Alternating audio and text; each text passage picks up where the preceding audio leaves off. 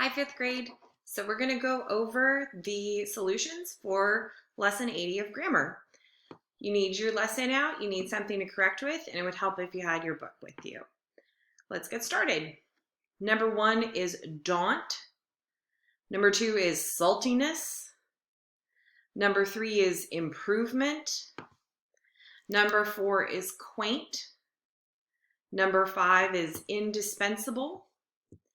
Number 6 is declarative. Number 7 is possessive. Number 8 is whose, W-H-O-S-E. Number 9 is fewer and he. Number 10 is first, singular. Number 11 is who. Number 12 is we. Number 13 is who. Number 14 is whenever. Number 15 is sheep. Number 16 is quaint. Number 17, for that, comma, Sven paid $40, period. Number 18, iceberg is a noun. Its pronunciation should look like this. Da-da-da.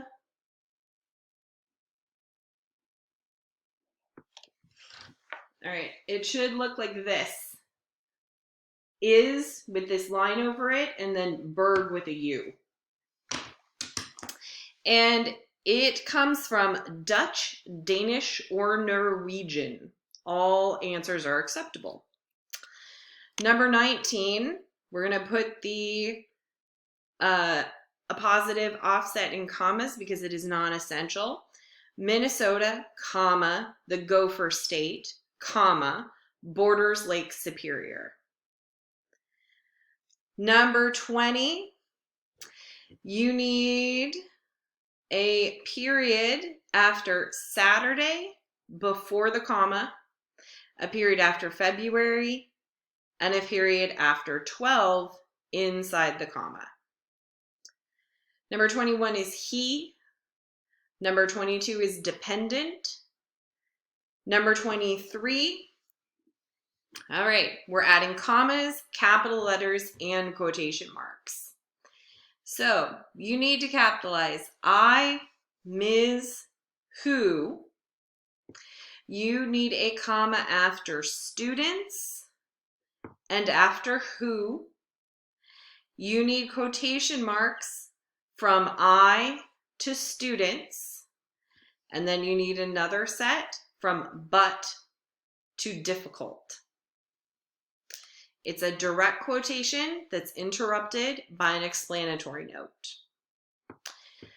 Number 24 is breaking. You just add ing. Broke, B-R-O-K-E.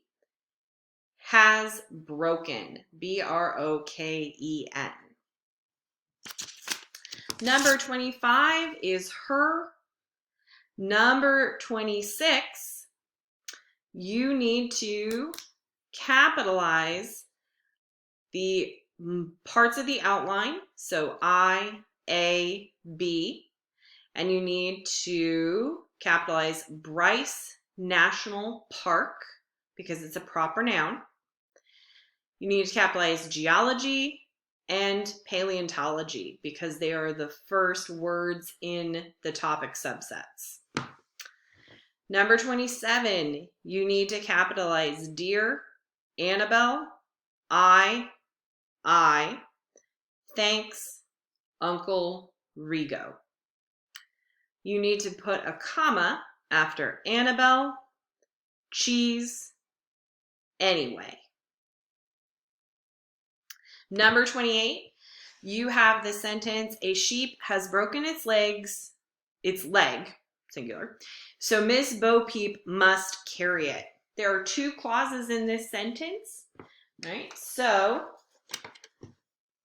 we have sheep has broken and Miss Bo Peep must carry. That's what it should look like. Number 29, we have the sentence, whom should Miss Bo Peep notify? So in this sentence, see if I can make you see it. Miss Bo Peep is the subject. Should notify is the verb. Whom is the direct object. Even though whom came at the beginning of the sentence, whom is the objective case, so it can't be the subject.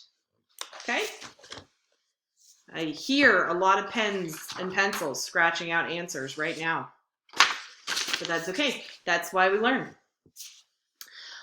And then number 30, will Marco, the talkative, exuberant docent, give Ted and me a tour of the old fort in Colorado? Okay, and see how I have a new piece of paper and I gave myself as much room as I needed because that's okay. All right, Marco is the subject. The talkative, exuberant docent is the appositive, which is renaming Marco. So docent goes after Marco in the parentheses. The talkative, exuberant are all adjectives that go underneath docent. Will give is my verb. Tour is my direct object. Ted and me is the compound indirect object. All right, let's see if I can angle this so you can, nope, that didn't work. There we go. So you can see. Tour is modified by the limiting adjective a, and then it is described with the prepositional phrase of the old fort. Of goes on the diagonal line, fort goes on the horizontal line. The and old, which are adjectives modifying fort, go underneath fort. In Colorado is a prepositional phrase modifying fort. So in goes on the diagonal line below fort, Colorado goes on the horizontal line. So this is what your diagram for number 30 should look like. All right, those are the solutions for lesson 80. I hope everybody did a great job. I will see you guys here later.